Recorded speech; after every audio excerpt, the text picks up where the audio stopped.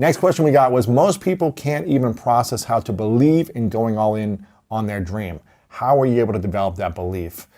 For me, I didn't really have another backup. I didn't have a backup of what I was going to do. You know, my father got injured a year before I went to go play arena football. I went to go pursue my dream of playing professional football. A lot of you know that story.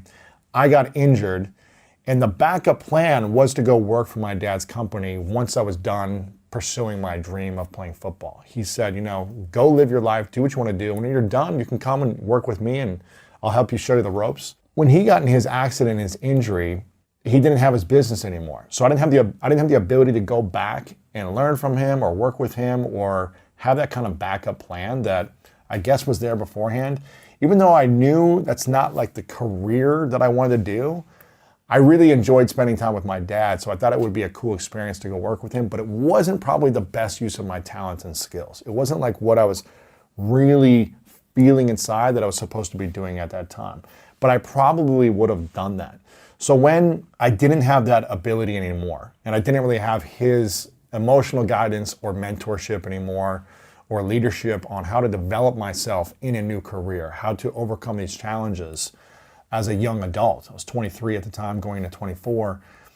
I started to look at job opportunities. You know, at the time, this was in 2007, 2008, 2009, that time frame. I started to look at other opportunities, and I just kept thinking to myself, man, I saw the future. I saw myself working for a job that I knew I really didn't like, that was kind of like, you know, I got a degree in sports management, so maybe I'll go work in sports marketing, but it wasn't really what I wanted to be doing.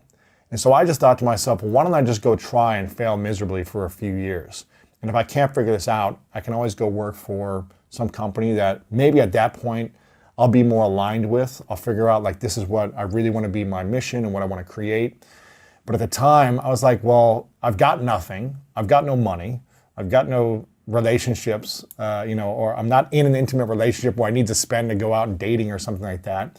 So why don't I use this time to develop skills? Why don't I use this time to overcome my fears? And that's really when I created this fear list process, where I wrote down a list of all my biggest fears because I had so many insecurities at that time. I hadn't graduated college yet. I left early. I had a lot of free time and I was in a breakdown in my life. I got injured. I was living on my sister's couch during this time. And so I wrote a list of all the things I was afraid of and insecure about. And this list became my guide. It became my mission. All my fears became my mission. And so for the next couple of years, I just said, how do I overcome these fears that are on my fear list? And I started going one by one down the list and saying, I'm going to conquer this fear. I'm going to overcome this one. And then as I overcame that one, I went to the next one. And that was, public speaking, salsa dancing. I was learning different skills, online marketing. I was writing a book, like all these things I was afraid of. I said, I'm going to do it. It's going to be imperfect. I'm going to embarrass myself.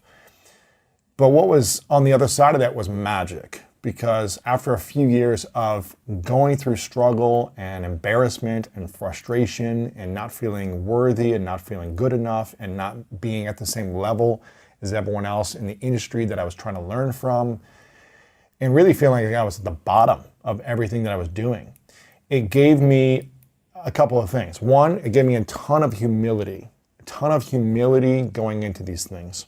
Two, it kept me curious. It kept me curious and with a beginner's mindset. And so that gave me the ability to say, I don't have it all figured out, which made me curious to want to learn from every human being that I met. I just became a sponge. I asked questions to people and I was fascinated by what they knew and how they learned the skills that they had. And I was willing to learn from anyone. It didn't matter who they were. So that journey, that process of creating a fear list and then learning how to overcome all my insecurities, all my doubts, all my fears, one by one, gave me a 2 to 3 year window where I really wasn't making that much money, a little bit here and there from side gigs, but it gave me courage to know, okay, when I'm down and out, when I don't have the support from my father, when I don't have a backup plan, when I don't have money, when I'm sleeping on my sister's couch, when my dream is gone because I'm injured now from playing football and I'm not sure what to do next, and I'm not sure where my life is headed, that's when I gained a lot of confidence and belief in myself. So that's where this belief really came from. Knowing that I had a lot of insecurities, and yet I was still able to overcome them and come out on the other side feeling good about myself and really building a foundation for what was to come. So that was a huge key for me and a huge lesson in building confidence and belief in myself.